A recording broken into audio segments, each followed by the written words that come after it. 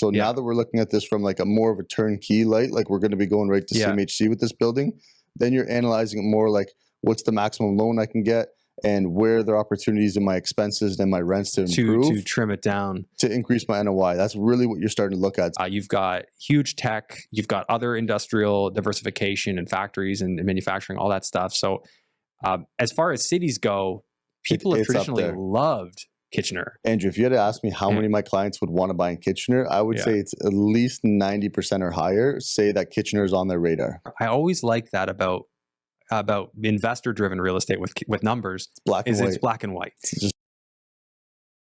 Welcome back to REI Hot Seat. Andrew Hines with Zac Willms here, another member of the commercial realtor team here at Investments Group.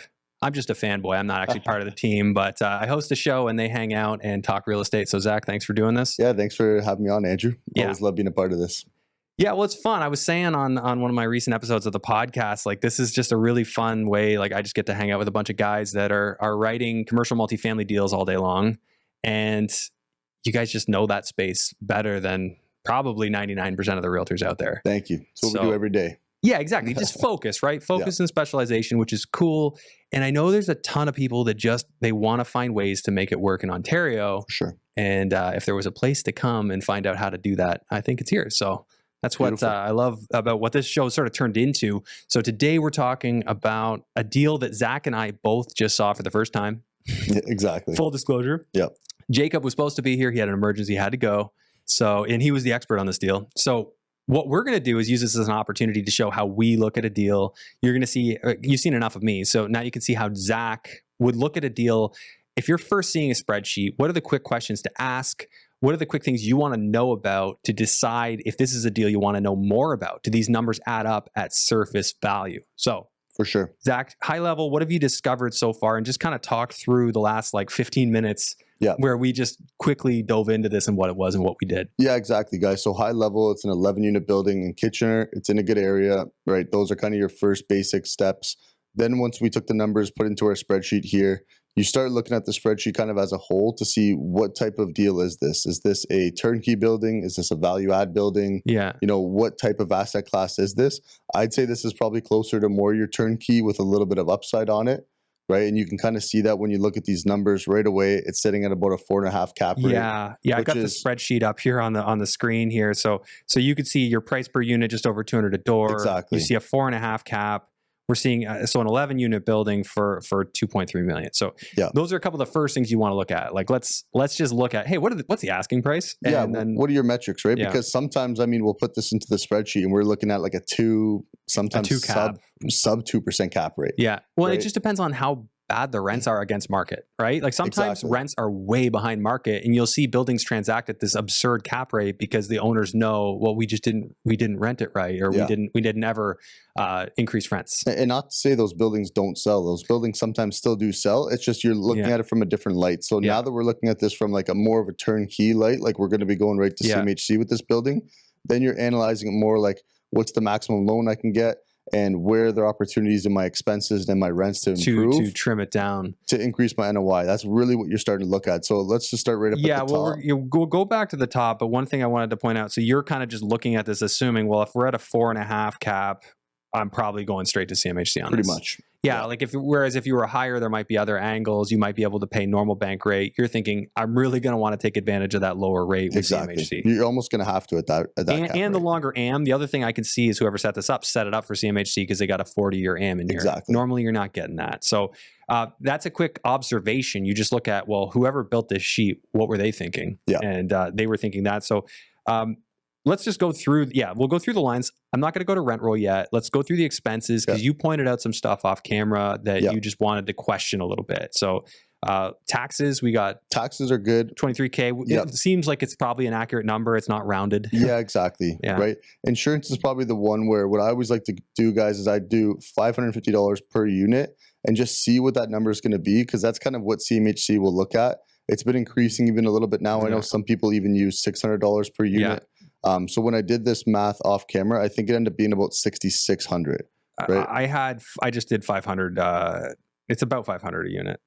Yeah, just shy. It's like $499 and change. Yeah, per so unit. 550 is kind of the standard that they want to use. Yeah. So there might be a little bit of extra expenses on that. So, in a reason for that discrepancy might be the type of coverage or the amount of coverage that the owner has. When the new buyer goes in and buys it, they're going to be having to insure the entire loan amount. So at least that, which may very well mean that the premium would go up to the standard you're saying. So if you wanted to be conservative here, while that may be the current owner's insurance policy, you may want to just up it to the... Yeah, exactly.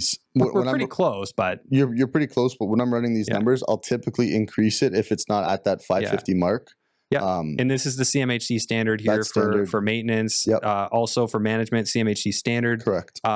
Some people will say, hey, that's kind of low, 4.25. Who's doing that? Well, if you look below, we've got caretaker salaries. Yeah. By the time you factor that in, the management payment is actually more than you're actually going to pay, most likely. Most likely, in a lot of cases. Sometimes not. I'm not guaranteeing that. Yeah, because it's going to be like 9 or 10% of rent. And at that point, nobody's really charging that for these types of buildings. Yeah, it depends on where you are. This is being Kitchener in a good area. You're probably going to be able to get more reasonable management rates than Hamilton. I used to question, I'm like, why is management so expensive in Hamilton? And then I thought about it some more and the type of tenants they deal with, and then also the relative rent rate. And I'm like, oh, it makes sense. Yeah.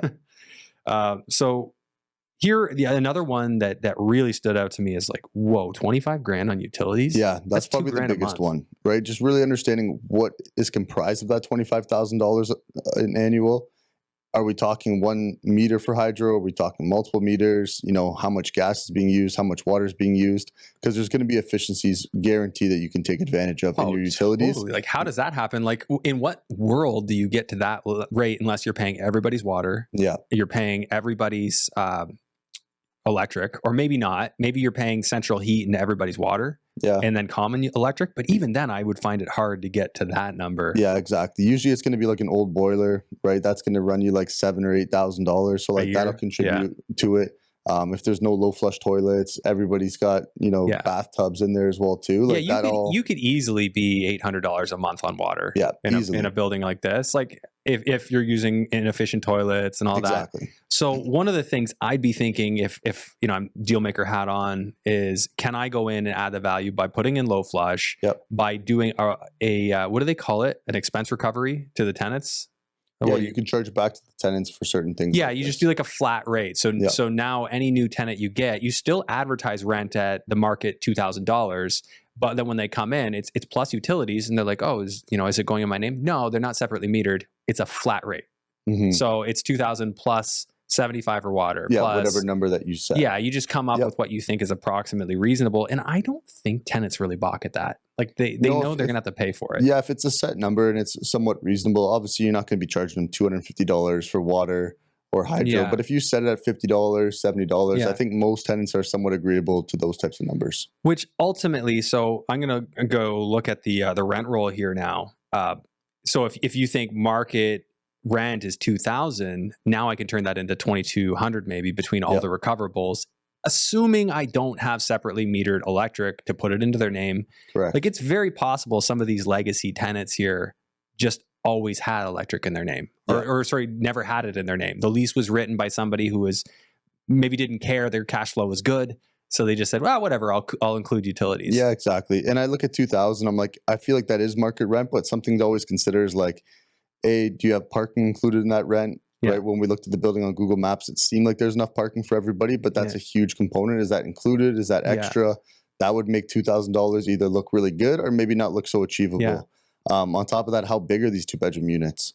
You know, you and I have both seen big 2-bedroom units, and we've also probably seen very small 2-bedroom units. What I will say is we did do the overhead. So unless they did some funky stuff, this is a purpose-built building. Yeah. It's brick. So in back in the day, like this looks like a 70s or a 60s build. Pretty much. They didn't build small 2-bedrooms. Yeah, they were all big. Good sizes. Yeah. So I would say what's probably more likely is maybe there's some electric heat going on in there, might explain some of the expensive rates. That could be possible, or it's the expensive central boiler. Yep. I don't know. Maybe. But on the market rent side, I think that there is room for the parking. We did the overhead. It's like a U shape and everybody parks in tandem. I think that would make sense, that everybody gets at least one spot. Agreed. So as far as marketability, I did just want to jump back to the part about doing a flat rate utilities fee on the lease. I've had people get a little upset about it in a duplex because they thought the other tenant was using more, and it was a split. It wasn't flat fee; it was a percentage. They didn't like that. Always do the flat fee. The flat fee, don't then you don't get into any of that Yeah. silliness because, and it's way less on the admin side. Hey, it's Big a flat fee. So then you as a landlord, you know it's not perfect, but it's better than being completely out of pocket. Yeah. Which the this is now. percentages, everybody's always going to bicker. Oh, this tenant's using more water. Yeah, more they're gas, watering their or grass. more like- hydro. It's always going to be a problem, guys. Just do a flat fee. It's way easier and much simpler for most tenants. So on this one, you can see gap to market. So some of these aren't far off at all, and then you've got other ones that are like $800 off of market.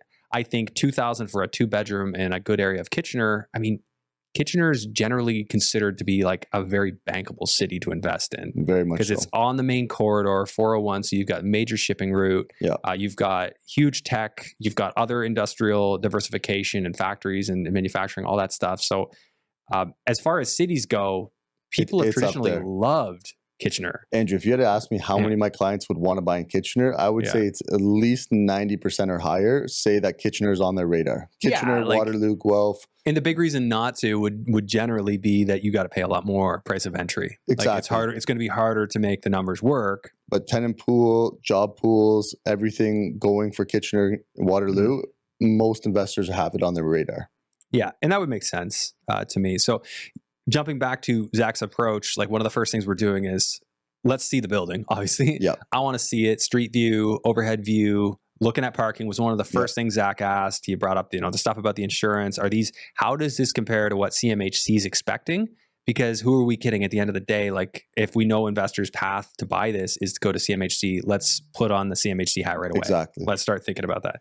Okay. So what are they thinking on, well, actually I'm going to go back to the financial analysis. So one more thing you didn't look at is income.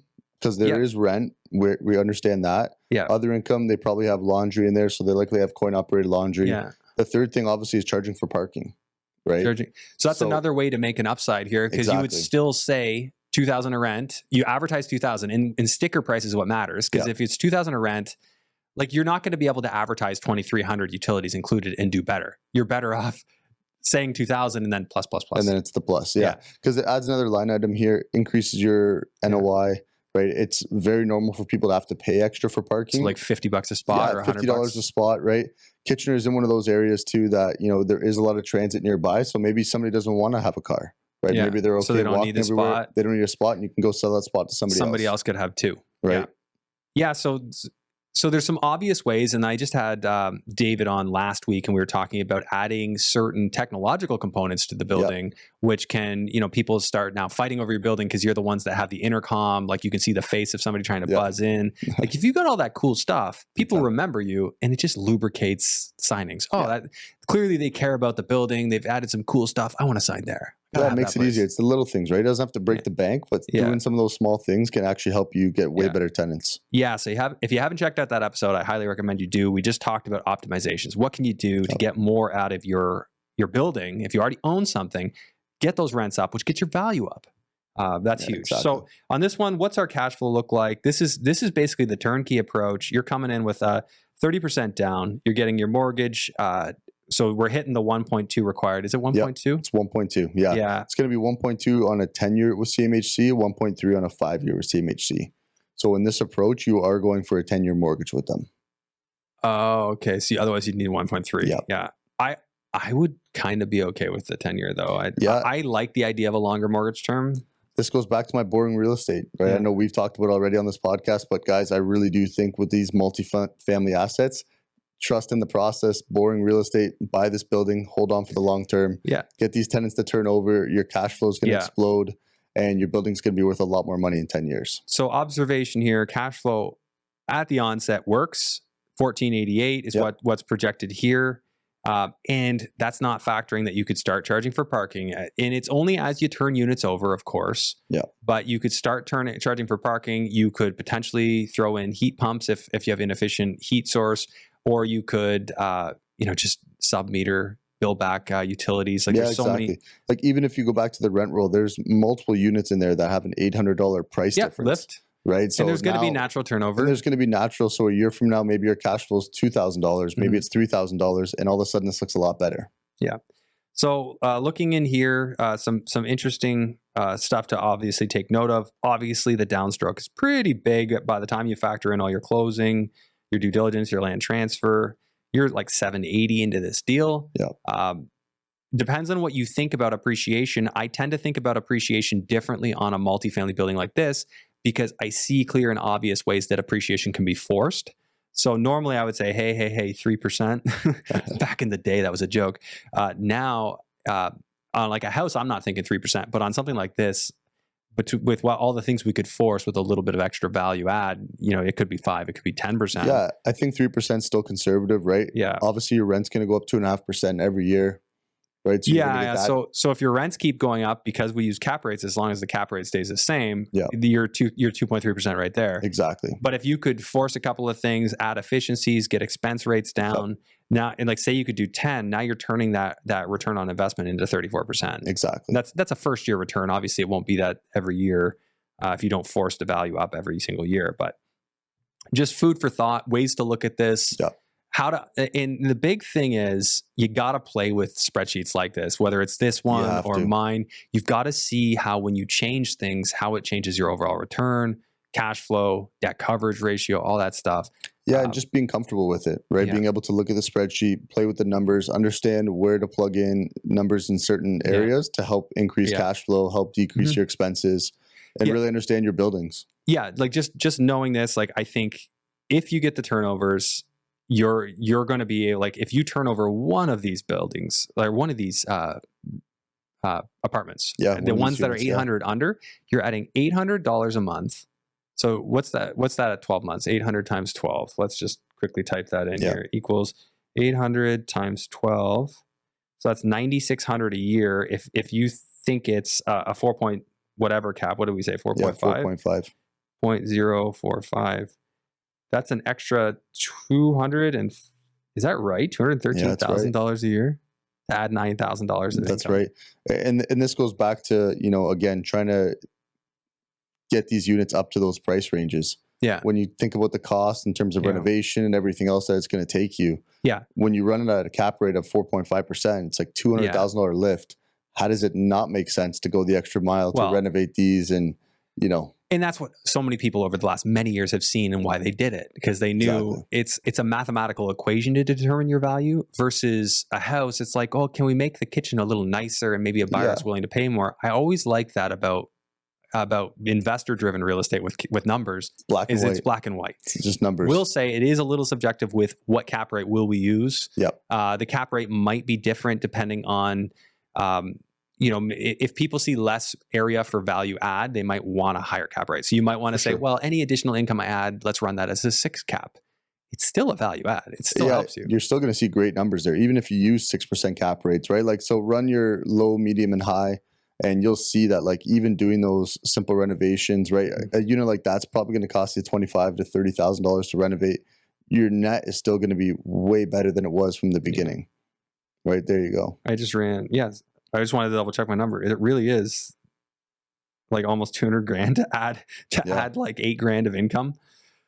It's a wild. That's wild. I mean, and when you look at it like that, and I've seen people doing it over the last couple of years, and granted, some of those who over leveraged got burned, but people were playing this game like it was Monopoly. They were just going in and saying, well, no problem. I'll just juice the rents, bump, refinance. Okay, next, do it again. And there was people that got burned, but there was a lot of people that were super successful doing it. And still are. Right. Yeah. And still are. Right. When you buy right in the right areas and you have the right team and the right debt structure, you still can be very successful in doing this. Because I think if you go to the bottom to the ARV, we ran it as every single unit's now turned over to market rents. ARV. Okay. Yeah. ARV. And then you'll see kind of what the building value.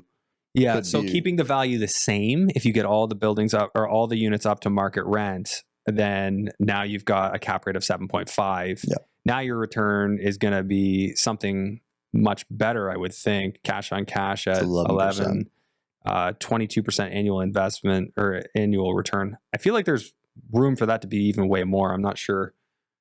Yeah, now let's change the price. Like, what does a 5 cap look like with these new rents? Oh, yeah, because there was no appreciation in that. But yeah, what's a 5 cap look like? Yeah, now that we've got all the new rents. It depends on how this calculates. Yeah, we'd have to just figure out. Well, here, let me do that.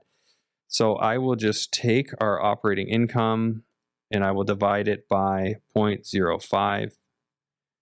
So 3.5 million. Sounds about right. Like if you as an investor, and it doesn't always work out that way because, you know, there needs to be market appetite. You got to sell it and all that. But let's say hypothetically, it really is that simple. Add the efficiencies, bring that building up worth $1 million. I mean, if your plan is to keep it, I'm sure you could, not sure, but you could likely convince an appraiser. So you could convince the appraiser, bank satisfied, appraisers are satisfied. You're keeping it for the long run anyway. That's a great way to do, in this one, potentially a perfect BRRRR. Yeah. If you can get them all out. And this is what I like about this property specifically, guys, is that you can actually buy it with CMHC financing up front without having to put down like 40 or 50% as a down payment. You're only putting down 30%. So it's not like you have a gun to your head with private lending or these bridge loans at 10 to 12%.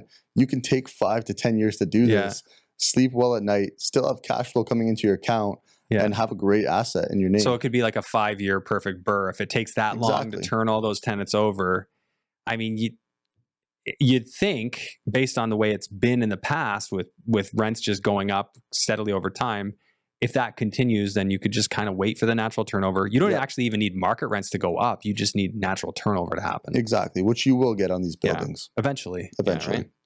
Okay, yeah, so solid building. Any final thoughts before we wrap up here, Zach? You know what?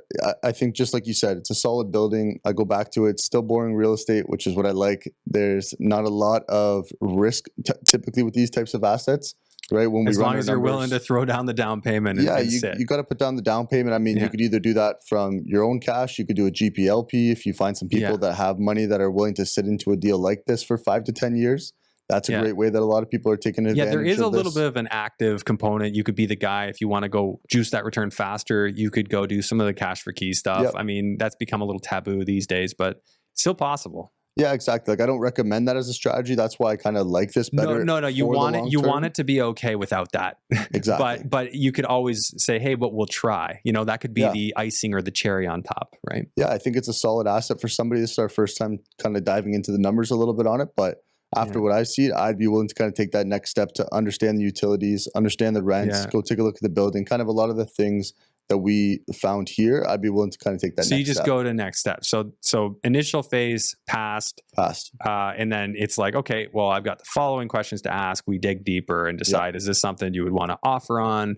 And then, of course, get out to sea, conditional, all that. Exactly. Yeah. That's cool. it. All right, guys, if you made it this far and you want to be on these, it's the insiders list. I forget what it's called exactly. Insiders list is good. Yeah. So basically you get this type of deal. So all the different pocket listings and the stuff that comes onto their desk here at the investments group, which I share the office with them. So this studio is actually in their office, and anything they have, that's how you get on that list. And that's how you get access to those deals. So link is below the video. If you're listening on our podcast platforms now, we'll make sure that the link is in the show notes. And join up the list so that you don't miss out on any of these deals as they come out.